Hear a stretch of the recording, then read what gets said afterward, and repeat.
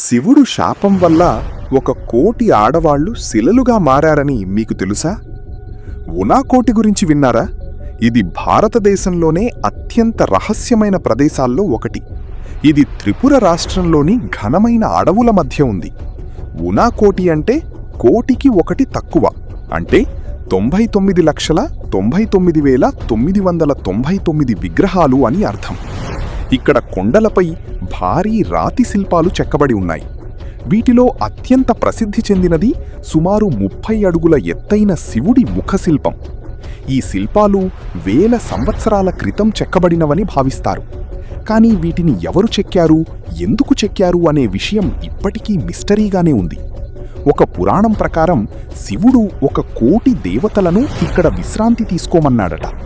ఉదయం లేవకపోవడంతో శివుడు వారందరినీ రాతి విగ్రహాలుగా మార్చాడని చెబుతారు.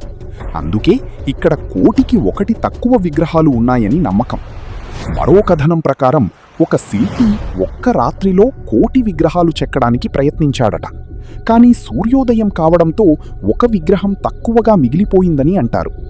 ప్రతి సంవత్సరం వేలాది మంది భక్తులు, పర్యాటకులు ఈ ప్రదేశాన్ని సందర్శిస్తారు. ఉనాకోటి భారతదేశపు అత్యంత అద్భుతమైన పురాతన వారసత్వ కట్టడాల్లో ఒకటిగా గుర్తింపు పొందింది.